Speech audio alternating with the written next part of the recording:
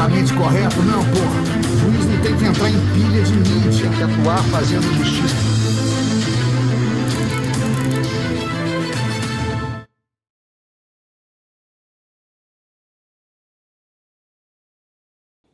Há um magistrado mineiro em Belo Horizonte que está sendo investigado e punido pelo CNJ porque julgou. Ele deferiu uma tutela de urgência para permitir a um empresário que permanecesse acampado próximo de uma área militar como protesto, como manifestação de desapreço pelo governo eleito do presidente Luiz Inácio Lula da Silva. Ora, nós todos sabemos, todo operador do direito sabe, que o remédio adequado contra a decisão judicial equivocada, se é que equivocada foi, não estou afirmando isso, é o recurso.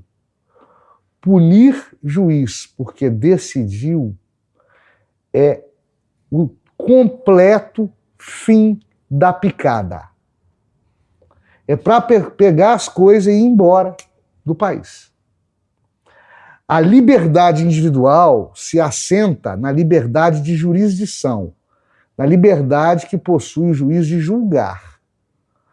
A obrigação do juiz ao julgar é fazê-lo fundamentadamente, seja na decisão da tutela de urgência, que é a antiga liminar, seja na decisão definitiva de mérito.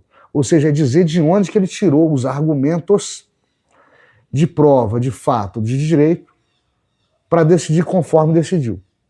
Essa obrigação do juiz chama-se princípio do livre convencimento motivado, ou princípio da persuasão racional. Os meus alunos de 4º período de direito sabem disso. Todo operador do direito sabe disso. Não se pune magistrado porque decide. E se é proibido de deferir um pedido qualquer, vamos sair um pouco da política, né? Via de consequência, se está proibido de conceder, está obrigado a negar. Aí não é julgar, aí é apertar botões e seguir ordens como um autômato, como um robô. Nesse cenário, para que juiz?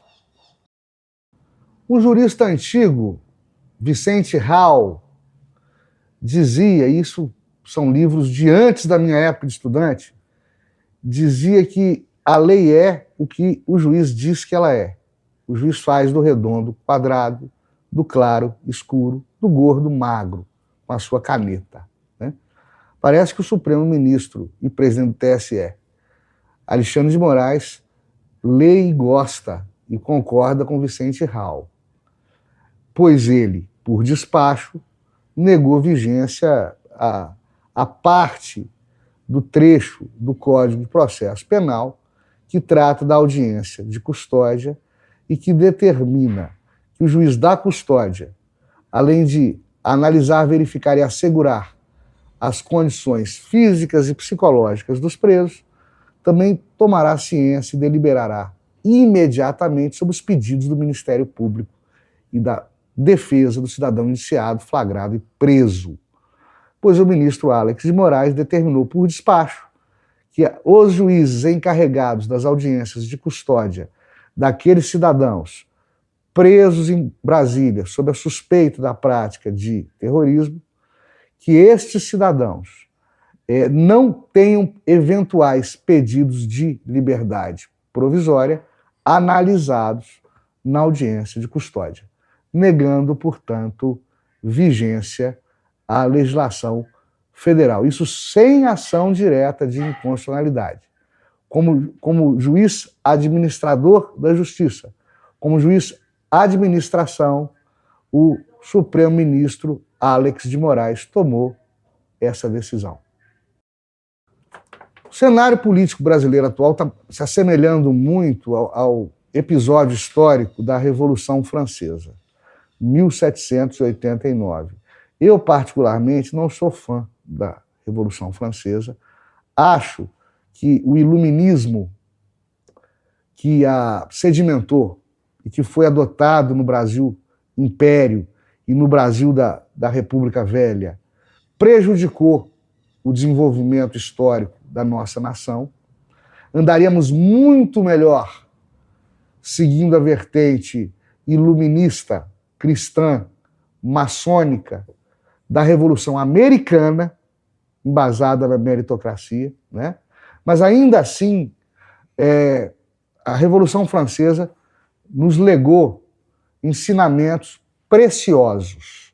E é por isso que a gente aprende e estuda história. Para aprender com os erros do passado e para não repeti-los. A Revolução Francesa levou para a guilhotina toda a aristocracia. Todos os monarcas, os decapitou. Acabou sendo endofágica a Revolução Francesa, acabou se desconstruindo.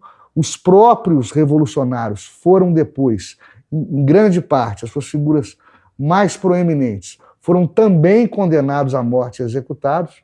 E após todo esse episódio sanguinolento, de causar vergonha na história, o governo francês fez isso tudo para entregar a sua nação para um ditador, para Napoleão Bonaparte, entronizado monarca logo depois da declaração da República e da desconstituição da monarquia francesa, com primeiro a prisão e depois a decapitação de Maria Antonieta e de Luís XVI, que eram os monarcas franceses da época. Ou seja, nada adiantou acabar com o reinado para entregar o governo francês a um ditador imperial que foi Napoleão Bonaparte.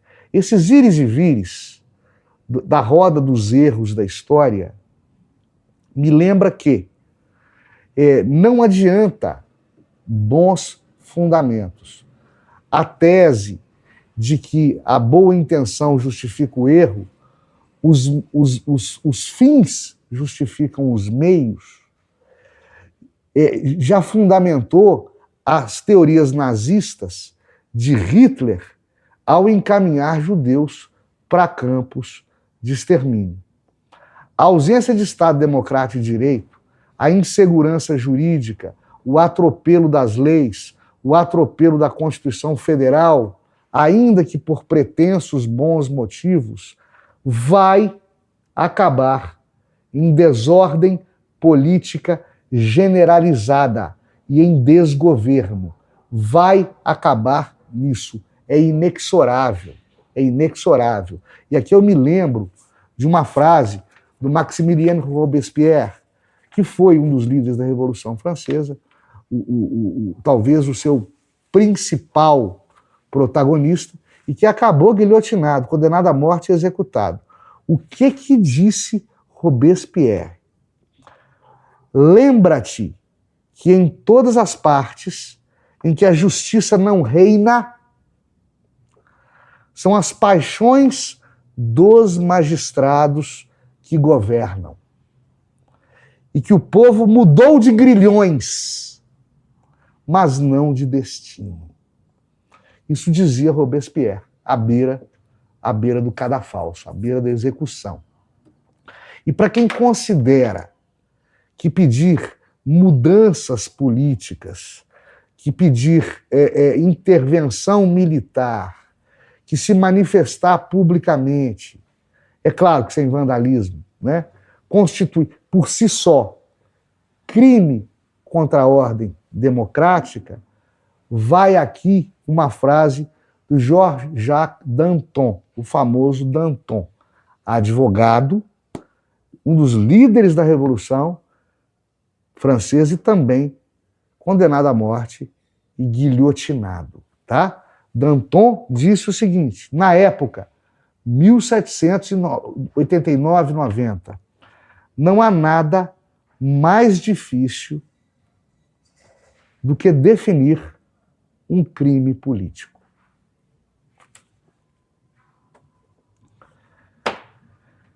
É por isso que não dá para confiar, acreditar e ufanar e aplaudir o feminismo no Brasil, quando ele, ao invés de fazer o que deve fazer, que é garantir os direitos de igualdade da mulher no mercado de trabalho, na sociedade, no lar doméstico, culturalmente e a nível de costumes, esse feminismo abraça bandeiras político-ideológicas e acaba não fazendo o que deveria fazer, que é atuar na defesa dos interesses das pessoas do gênero feminino, né? Já vimos isso com a doutora Nise Yamaguchi durante a Berlinda e a Sabatina, na CPI da Covid, onde ela foi jogada aos lobos, foi humilhada por um bando de machos alfa heterossexuais, sem que as feministas presentes, dentre elas a senadora Simone Tebet, tomasse qualquer providência. Iam falar, sem que ela abanasse o rabo, mas iam falar que é sexista e ofensivo, sem que ela, ou quaisquer outras das parlamentares ali presentes, tomasse qualquer providência. Vimos isso quando a deputada Zambelli, se defendendo de um brutamontes agressor, sacou de sua arma e por isso agora ela está sendo processada, pasmem, por tentativa de homicídio. Ela, para se defender, saca de sua arma e é obrigada agora a sentar no banco dos réus. Feminista não falou nada. Agora, por fim, a nossa atual nova primeira-dama, a senhora Janja, né, companheira do presidente Lula, ao acompanhar o companheiro na cerimônia de posse, né, como primeira-dama brasileira, aqui se lhe encarrega auxiliar na implantação do novo governo, participar de alguma trama ministerial, ajudar em algum planejamento governamental?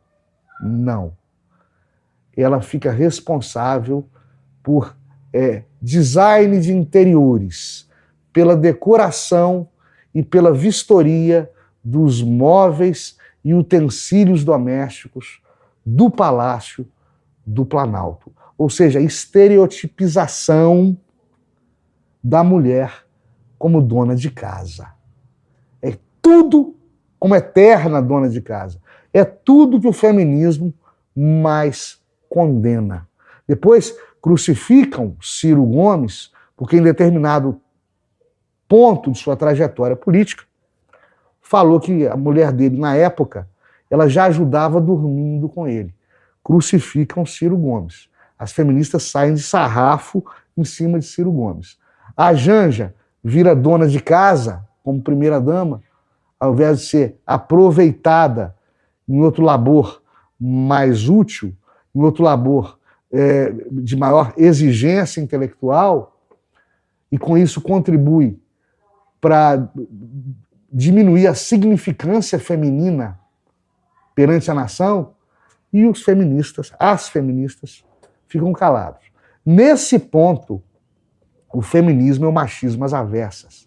A Camille Paglia, líder mundial do feminismo, maior prócer do feminismo no mundo, essa brilhante e fantástica, porque não troca, não se polui ideologicamente, não troca o objetivo do feminismo, que é garantir as igualdades femininas, isso mesmo no plural, por bandeiras ideológicas e partidárias.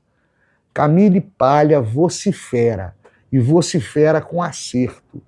Enquanto a mulher continuar enxergando o homem sob a ótica feminina, vai permanecer na mesma gaveta estanque, sofrendo. E é o que será. Infelizmente, não dá para acreditar nesse feminismo. Dê o seu like, clique na sinetinha e inscreva-se no canal.